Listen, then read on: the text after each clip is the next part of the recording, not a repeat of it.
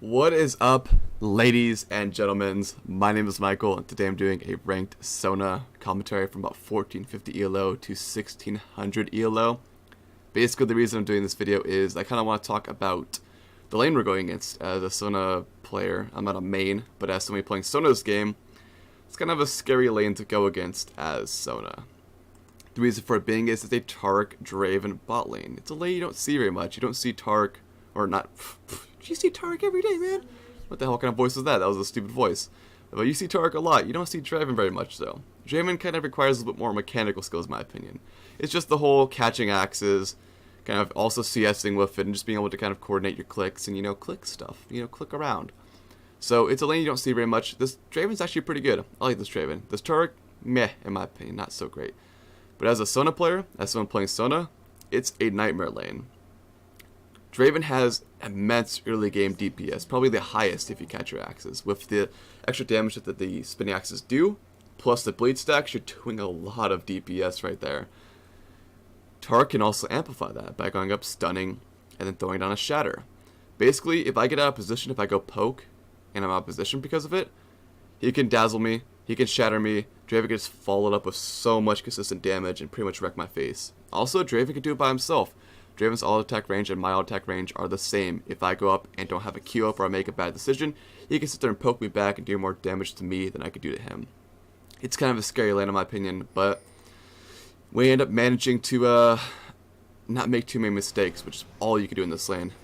This lane for us is more just about poke, be annoying, kind of try and synergize our burst damage, which we do at some points, and just kind of take what they give us.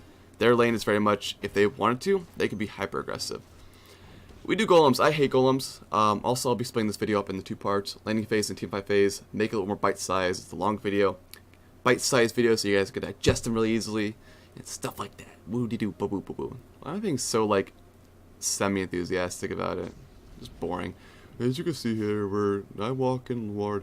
I actually ward that lane, the river, because Nocturne can gank level 2 if he wants to, especially with a Taric lane.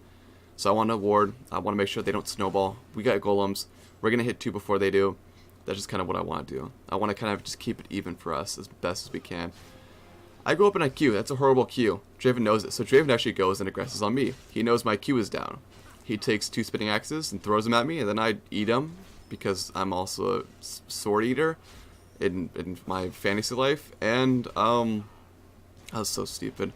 And I go down to half health. I drink the only potion I have. However, we do hit W. Well, we do hit 2 first, not W. Taric walks in this bush and then walks back for some reason. I think that kind of baits his AD carry into going, and he pops W, he pops Q, or here he has Q, he has 2 spinning axes going. However, we're both level 2. Taric's only level 1, Draven's level 2.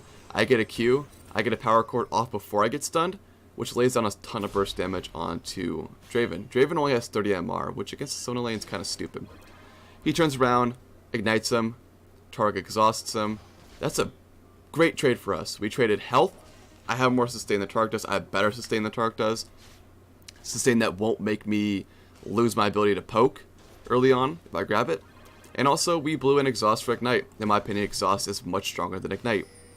It allows us to shut down an AD carry if we have to. Also, Taric is sitting in this bush, kind of just chilling. I have the ability to go up and poke down Draven now because of it. He goes up, quick draws, gets a Q off. That stun was the perfect timing, really. Maybe it was an accident, but it worked out for the best for them. We push him out of lane though. Pretty damn cool. I'm pretty proud of that. I blogged about that afterwards because that was amazing. I put on my Facebooks, my book faces, because I love that. We probably shouldn't push this lane out unless they make a mistake. They can be very aggressive on us and kind of make our day living hell. We're very lucky we got blue side actually. If they got blue side, they could zone us so easily with the level advantage. But we also blew 2 flashes and an ignite or exhaust. We blew a lot of things. And Draven walks up in the lane. I don't know if he didn't think I was here, but he gets poked down very heavily because of it. That was so stupid. This Draven's mechanically pretty good, I feel like, but sometimes mechanically good players make bad decisions. And Taric also took Q level 2, which I now know, which means that he won't be very aggressive. He doesn't have shatter, he can't be hyper aggressive, so that kind of works out in our favor. Coming up right here, this is just an example of us synergizing our bursts together. Which is, basically, you don't have to do it, but it works very well for this lane. And I'll talk about kind of Sona versus Taric after that real quick. But just farming. Farming's so much fun. It's farm. So right here, boom, buckshot. I get a Q, I get a power chord off, so much burst damage. And we didn't have to put ourselves in bad position. He backed off because of it. That's kind of what this lane does well. You don't have to do it. I like Sona better than Taric in many ways because Taric is more reliant on his AD carry. I can go up, do a little bit of poke damage, do a little bit of burst by myself, and not be, too reliant on my AD carry to do it. It's nice if he backs me up, it comes up and does that at the same time. However, with Taric, for example, if he wants to burst, he has to go up, E, W, ulti at level 6 as well, and hit people. He needs his AD carry to follow up with that. And if he doesn't follow up, then he's kind of getting poked down and taking a lot of harass for free. He's also spending a lot of time healing, which I like a lot. It makes me happy. It makes me feel like I'm doing a good job. That's kind of a little bit of a ward that I want to put just to poke him if I want to. Go poke him down a little bit and being a nuisance to him. I don't feel like warding the bush is needed for Taric. He has to walk out of the bush to stun you and then shatter you. Right there, I walk up. This is kind of bad by me. I waste my Q. I don't have much mana. They end up going on 2 graves. We're kind of out of position here. But luckily for us, Taric, or not Taric, but Draven focuses me. He smells blood on me. That allows graves to go up. I go back and kind of make a bad play. I go back exhaust, which does help with the spinning axe, but it gets one more spinning axe bleed stack on me. The ignite on me as well. I flash away like an idiot. I end up dropping to ignite and bleed. It's a fair trade. Going back and exhausting in hindsight probably wasn't the smartest thing, but at the same time flashing away May just got my AD carry killed. So it's an optimal trade because we trade an AD carry for support. However, he's fucking dying here like an idiot. Minions pick him up. Taric is a master of cleaning up fights like that, I feel like. But basically it's a fair trade. We trade an AD carry for a support, or support for an AD carry. My AD carry should have been able to see us for free, but he ends up dying. I don't know what he was thinking. He's not going to kill Taric without ignite, but whatever. That was just bad positioning. I go up in Q, Taric comes back and stuns us. He's faster than me. Just kind of bad positioning and a bad decision on my part. My buy. I go back to buy, and what do I buy? I buy a Heart of Gold or a Philistone. Most people would probably say Heart of Gold's better for this lane. I would agree too. However, they've kind of proven to me that they're not very coordinated. They don't have good synergy. And just because of that, I don't feel like they're being overly aggressive. I want to be able to poke more. I want to be able to heal more. I want to be able to regen from Draven poke more. So I go Philistone. Maybe not the best decision. A lot of times, maybe what the hell was that Q anyways? What the fuck was that? A lot of times you probably want to make a kind of be more right here. This is just an example of him going up and his AD carry just being wanting the CS. And then his AD carry going up when his right there. That was a good example of kind of poking at the same time again a little bit. Not really too much, but kind of. Just they're very uncoordinated, which is why I don't get a Heart of Gold. But Philistone, probably not the best buy in the situation for me. I just felt like I didn't necessarily need Heart of Gold, so we're getting zoned out a little bit. I don't want to ward this. I don't want to ward this bush. Best flash in A right there. He gets poked down because of it. He's just being really aggressive and not really coming out on top of trades there because his focus is really bad. He keeps switching targets, which is kind of the theme of landing phase for him. Also, Taric does a lot of derpy shit a lot too, and right here Graves just fucks everything up. He messes up his count so hard. He gets like 2 minions out of all this. Actually, yeah, 2, because he messes that one up too. So he really derped that up and messed up his count. So actually right here we're a little bit behind, but as I said, we're getting a little zoned. I don't want to ward this bush, mainly because it's not an Alistar, Blitzcrank, Leona. He can't just come out and just wreck your face with just one little thing. He has to go up, stun, shatter. He has to walk out of the bush to do it. His AD carry also has to be in position to do it. So I'm not really too afraid of it. It's not Leona or Blitzcrank or Ally where they could just like bust out the bush with like a bull in a china shop and wreck your face. Well, actually, Alistar is a bull, so that's a terrible Q by me. I'm kind of talking about misplays by them, but I'm having some pretty bad Qs this game, so I can't really talk too much shit. So right here, it's basically just, we have a lot more sustain than they do. If he wants to use sustain, it takes a lot of mana, and he does use it, and it's so terrible. Taric heal is pretty freaking god-awful in my opinion. However, he does go up, makes a nice little play, ends up blowing flash, blows an ulti. We almost kill Taric, but they kind of come out on top of that trade. They blow basically an ignite for a flash, which in my opinion is still more worth it. Ignite's very damn useful. Flash is very damn useful. Ignite's kind of, yeah. I'm not a big fan of Ignite. I feel like Ignite is good for an AD carry, but I still feel like Exhaust and Flash are like 10 times better.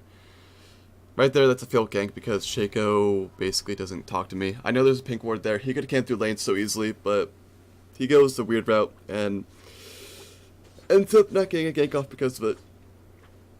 Also, I'm stretching, so that's why I sound like I'm in a well or something. We also could be taking golems a lot this game, which we don't do. But whatever. Sometimes I don't really care about taking golems when I have AD carry that I don't really know. And right here, this is so dumb by me. I basically go up right here and get really out of position. I go up and kiss Taric. He dazzles me, stutter steps backwards, W's before he R's, and basically lets me live because he's really bad at this game. Which I don't like talking shit, but basically what happens here, I get stunned, he stutter steps backwards, which gives me a little bit more time to recover from the stun.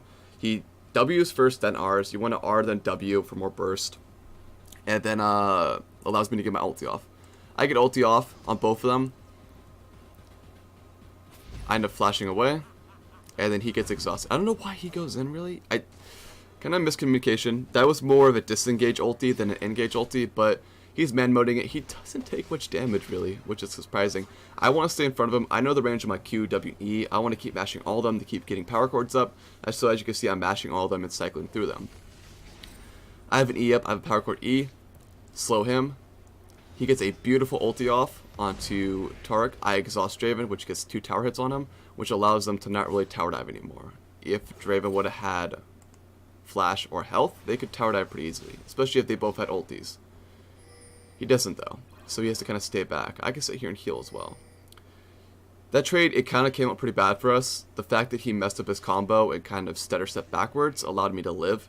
Otherwise, I would have died instantly. That is what Taric, Draven do well. That's something they could have done before 6, and that's something they can do after 6 on me. It just blow me up instantly. I'm so squishy. That's a point in which Heart of Gold would have been much better buy. However, I still want Philo. I still stand by my decision to go Philo. In hindsight, it's easy to sit there and say, oh, Philo was a good choice.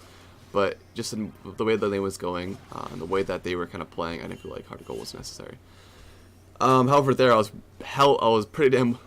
I was wishing that I had it, but that's just a bad play by me. I set my AD carry up to get killed. I set myself up to get killed. I just made a really bad play. I got myself out of position, and here I just kind of want to stay back and be very defensive. Even in a 3v3 situation with Shaco, I don't feel like we can win this. They have a harder engaged team than we do. We have a let's be annoying and be stupid team with Shaco and Sona, and I also don't have ulti or exhaust either, which is also pretty damn huge. They have a let's just go in, engage, and wreck your face team, or at least 3 people versus 3 people team. Right here, I kind of mess this up. I go and be aggressive, which gets my AD carry stunned. I should know those were in this push too, and he ends up dying because of it. He gets the old Draven ulti off, and then Shaco's like, oh yeah boy, boom, and then dies. So right there, just bad play by me. I should never gone up and poked him. I think at the time I felt comfortable with having Shaco there. I didn't know he was that bad. He's not really, I shouldn't say he's bad, he's just not very good. He doesn't make very wise decisions like this Draven does. However, this Shaco box does save my life. So, thank you for that 0.5 second fear, Shaco. Because he probably would have stunned me. I think his stun was up. It probably was up and I would have died anyways because of it. So, just a bad play by me. We end up dying. They have harder engages than we do. And yeah. We also end up losing tower too. He goes up, he does no damage to the guy. Holy crap. If he didn't blow flash, we could probably have killed him. But he blew flash and Shaco chases. Deceives in the tower and then dies. So yeah, good job, Shaco. Oh, right here. Right here. This is a point where we should just run the fuck away. So, bam, spinning axe, bam, spinning axe. I ulti get both of them. We're lucky as all hell that was not a spinning axe for the last one, or else he probably would have died from bleed stacks. Bleed stacks are no joke. They do 66 damage over 4 seconds at this point. I think they scale off AD too. I don't remember if they do or not. But yeah, he probably would have died from bleed. Had he got that other spinning axe off. Bleed sucks. Bleed's so scary. But whatever. So my tower's down. What do I do as a support in this situation? Laning phase for me is basically over. There's no reason to stay in lane. I'm gonna go roam a little bit. I'm gonna go roam, warm up the map. We're far behind. Most of our lanes are losing. Annie's 1-4. We're going to lose mid tower pretty soon. We're kind of behind. So I'm going to go ward, keep vision up, keep so that my team can't get ganked, and keep falling behind. And I have some decisions to make. One, what do I want to buy? Should I buy an Oracles? Oracles when you're behind is really good. Oracles when you're ahead is really good. It helps to kind of snowball the game or keep them from snowballing. And he dies to Draven ulti. Yay.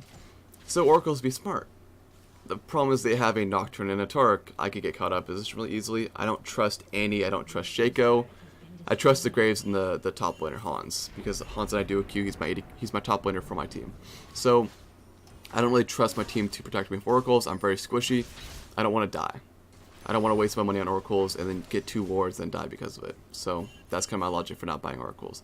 Also, I don't feel like Taric is warding very much, and I don't feel like he's going to buy Oracles themselves. So what do I want to do? I want to start getting some team fights down. I want to start winning some team fights. I'm going to kind of go CS, kind of help in my lanes. If I feel like my ulti could be useful to kill somebody, I'll do it. But at the same time, I have to be wary of using it, because if I use it and I mess up using it, get 1 kill out of it, and a team fight comes and I don't have it, I'm kind of useless. That is a huge team fight ulti for this team. Same with like an Andy ulti with her stun up. I need to kind of have that ready and ready to go just in case we get aggressed on. So that's a decision I have to make too, whether I want to use it or not. But what are some team fight items I can buy? Well, I could buy an Aegis.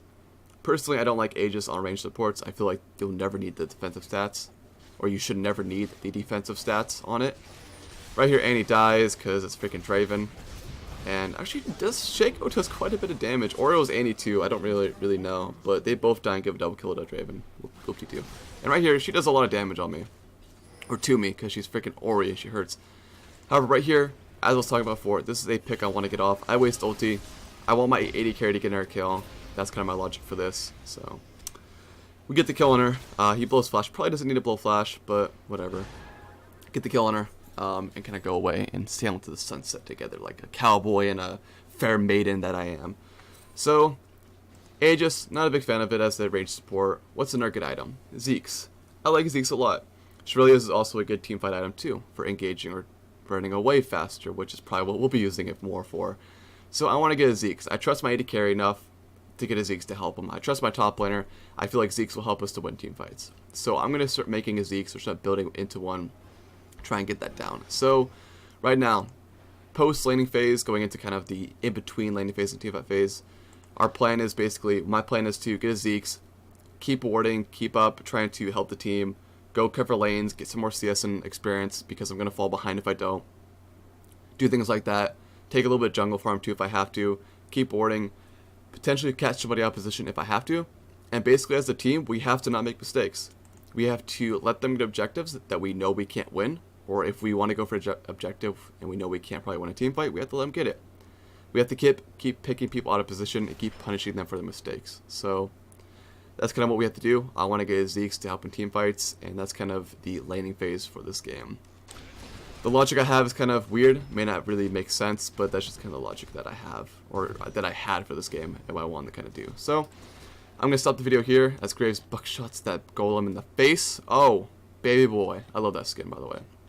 And kind of transition the video into the teamfight phase. So thank you guys for watching part 1. I'm not going to call it part 1 because I hate that. But thank you guys for watching the laning phase for this. For me, it'll be 5 seconds, and I'll see you guys again. For you guys, it'll be like maybe a day or something. I don't know. Maybe years, maybe decades. But thank you guys for watching, and I'll see you guys in a biddity boop.